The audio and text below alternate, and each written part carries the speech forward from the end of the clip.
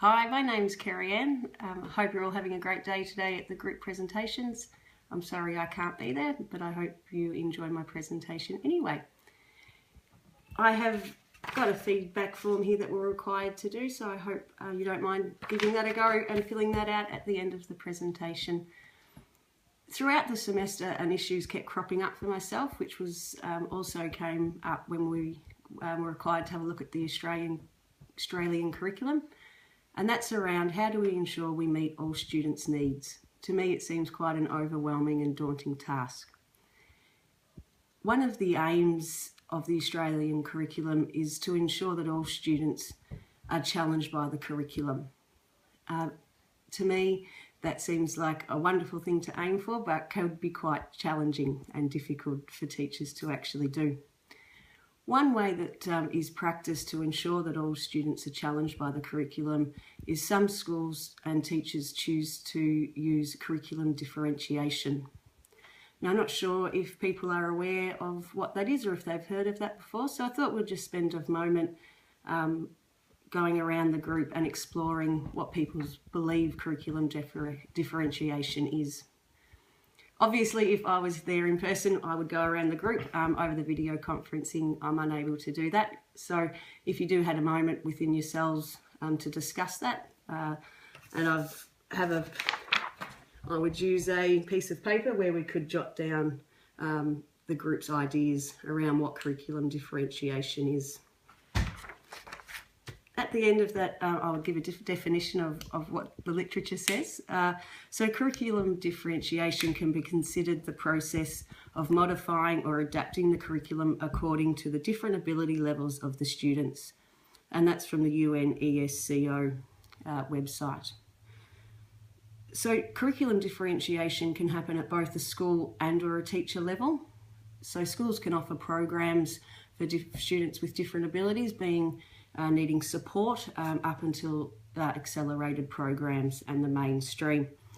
It can also happen within the classroom and can involve the process, content or products. So that may involve changing the actual content of the curriculum, or it might mean a different assessment or a different task. And that's dependent on the teacher within the classroom.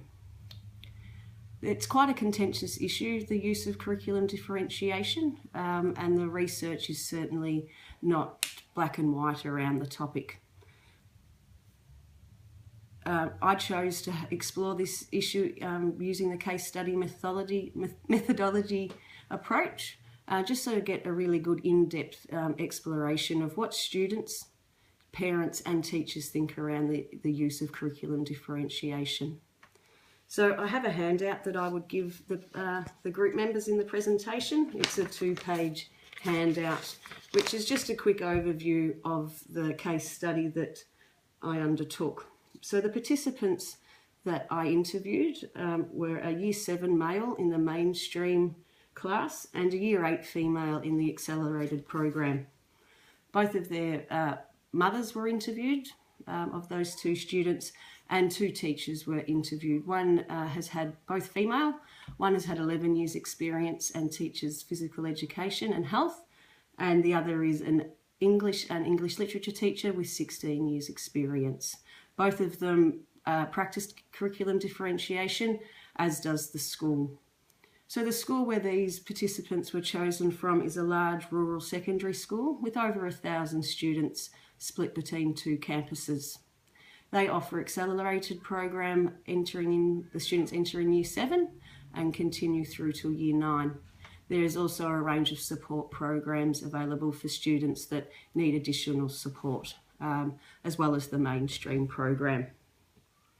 Their school policy outlines their commitment to providing a curriculum that caters for the needs of all students with a challenging and satisfying learning experience. The data collection was involved with interviews. The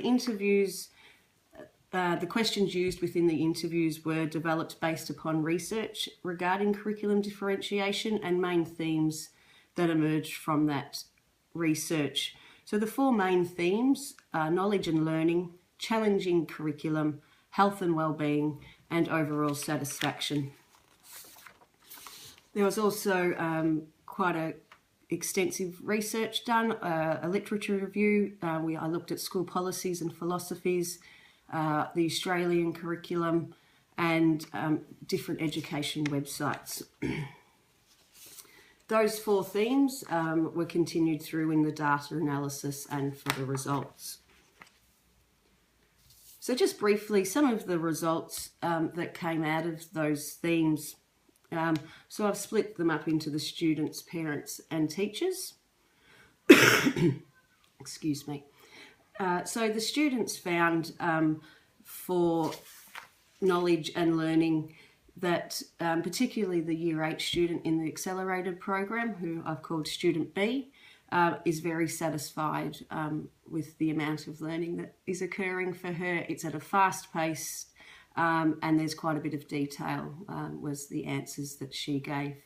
For Student A, the Year 7 male, he felt that it was dependent on the subject. He certainly felt in some subjects he was learning a lot, while others not so much. However, upon talking to the parent around this, she really feels that his own motivation is a big key factor in driving this versus the curriculum. Parent B is also very satisfied with the knowledge and the learning that her child is experiencing. She believes this would not be the case if she was not in the accelerated program, and that the accelerated program suits her child with the needs that she has. Regarding the challenging curriculum, I didn't mention teachers. So the teachers felt for knowledge and learning that the curriculum differentiation is essential. Both teachers have done extensive PD and training around curriculum differentiation and have strong positive beliefs around its use. They both had quite similar responses throughout all of the interviews and reflect that the school is quite committed to that approach. And they're both feels very supported by the school in this. They both believe it is essential for there to be curriculum differentiation for students to be able to learn. When we're looking at the challenging curriculum, the Year 7 male, again, actually Student A mentioned that he felt challenged in some subjects but not others. Parent A felt that her experience is he isn't always challenged, and that issue was actually broached with the school, which response was that unfortunately they don't feel that they're able to challenge students too much at times due to sometimes complaints from other parents around this. So an interesting little bit of research coming out there. The Student B, the Year 8 female, again feels very challenged being in the accelerated program. They're learning at a much faster rate. She also feels that they incorporate applied learning and the use of incorporation of the careers and their future practice very much into their day-to-day learning, which she feels helps challenge them and puts it into perspective.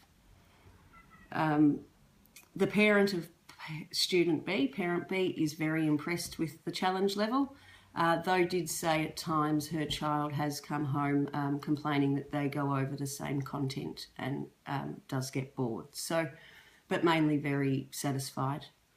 Again, the teachers feel that curriculum differentiation is essential in being able to challenge all students and are very positive about its use.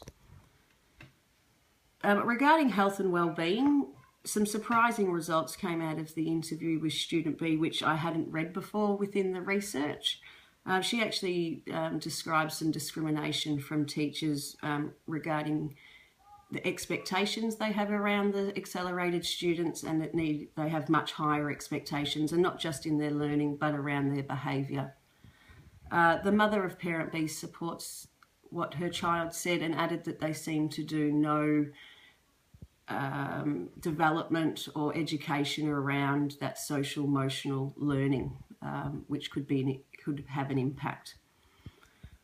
One teacher felt that sometimes there are minimal problems with curriculum differentiation for some students, but the benefits certainly outweigh any of the negatives. And she felt that wasn't something that she'd experienced herself, but from talking to other teachers and from research that she has read.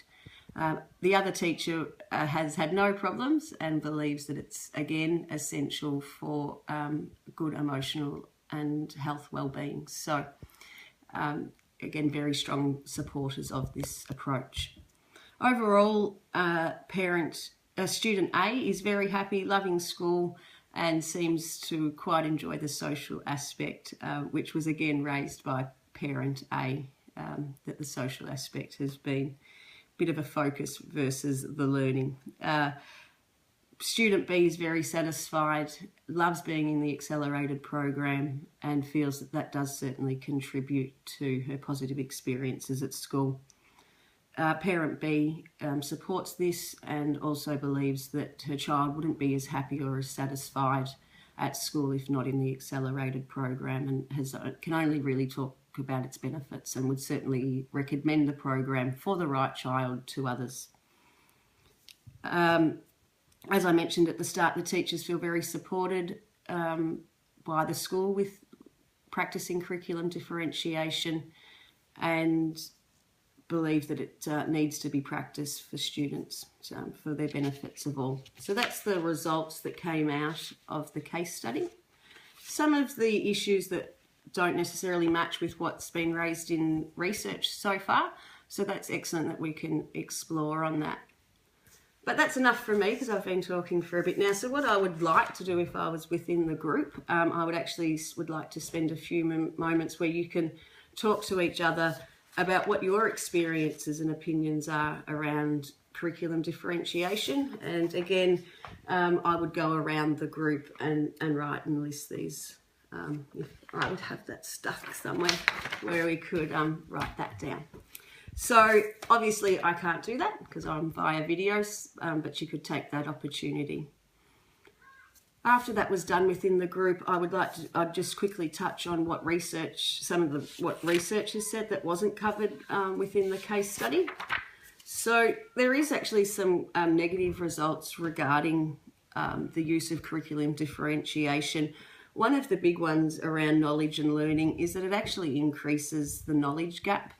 Some research has found so that basically the higher ability students get higher and the lower students get lower, and it increases that gap, which, considering in this where we are with the philosophy of education currently, equality inclusive practice is quite strong. And so there's some people who have concerns that if an approach actually increases the knowledge gap, then we're not delivering equal and inclusive practices and that students are missing out. When talking to the teachers about this within their interview, they really feel that it's dependent on how it is practiced. So it's not really a matter if it should be practiced, but how it should be practiced. In one of the research articles, one of the researchers mentioned that if all students are given the same and the ones needing more are therefore given less, well then so that it is equal, then an inequality has occurred anyway. So that was something that resonated with me and stood out. For the challenging curriculum, a couple of the issues that research has raised is that teachers actually have to decide what level a student is, and sometimes there may be biases around that, and that can have a negative impact on the student.